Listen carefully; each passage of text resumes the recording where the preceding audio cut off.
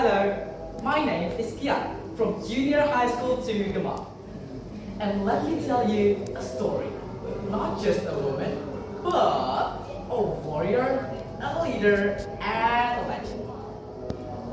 Her name was Raden Ayu Kusumawardhan, but the people of Demak lovingly called her Yiri. Born of noble blood in the powerful sultanate of Demak, she was no ordinary princess. She didn't find joy in silk dresses or curly dances, but in the clatters of spears and chants of the palace guards.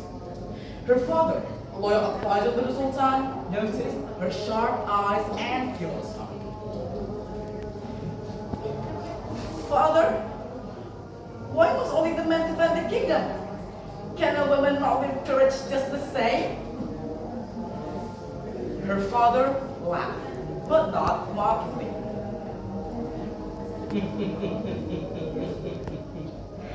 My daughter, courage has no gender, but the world may take time to believe that. But Yering would not wait for the world to change. She would change it herself. By her teenage years, she had trained with the finest warriors, mastered horseback combat, and learned the strategies of war. Though not everyone welcomed her dreams. As she was training in the palace courtyard, kids mocked at her. Hey, look at her, pretending to be a soldier.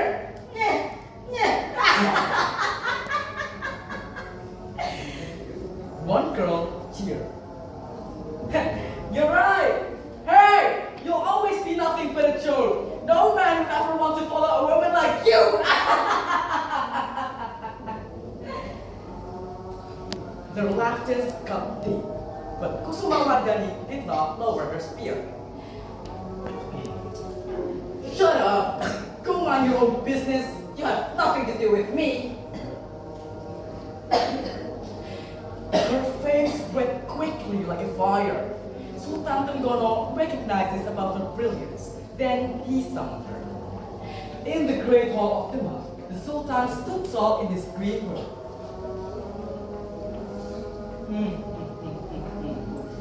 Putri Kusumawardhani. The people of Demak call you Yiringgit, the jewel of Demak. But I see more than that. I see a cenobite. Gasped the court. A woman? A general? It was unheard of. Yering now then replied calmly. Your Majesty, I do not ask to lead because I am a woman, but I ask to serve because I am loyal. Thus, she became Senopati Yering, the first woman to lead the navy of the Demak. In 1527, dark winds swept across the north coast of Java. The Portuguese fleet, led by the Sunda Pajajaran kingdom, was going to dock at Sunda Kelapa, aiming to control the trade routes. Sultan Tenggono recognized that as a threat to Islam and sovereignty, so he ordered a grand expedition. Allies were gathered. From Cirebon came Fatahillah, a fierce commander of both intellect and might. And from Demak, leading her own battalion, came Yering. On the eve of departure, Yering stood before her troops, men of all ages, some even younger than herself. Brothers of Demak! You may wonder, why follow a woman into a battle? But let me ask you this. Do you follow the shape of a face or the fire in one's soul? One soldier stepped out and said, we follow the soul, Senopati! Lead us! Then they began the journey. The journey by sea was long. As they approached Sunda Kelapa, they were joined by ships from Cirebon. On the deck, Fatahillah and Yering met for the first time. Then they discussed about the strategies of the upcoming war. Then the alliance struck at dawn. Charge!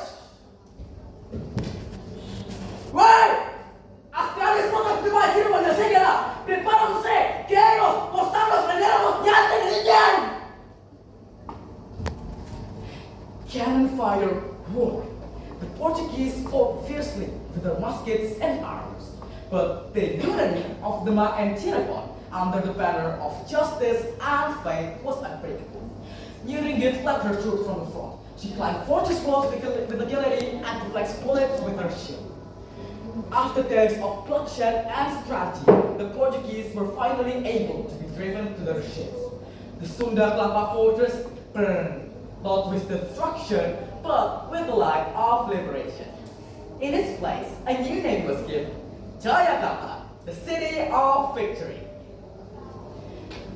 The fleet of Demak returned in triumph, sails torn yet glorious. At its head stood Nuringit, armored and unyielding, the first woman to lead the navy of Demak. Her presence alone silenced storms, and her victories has etched into the memories of her people.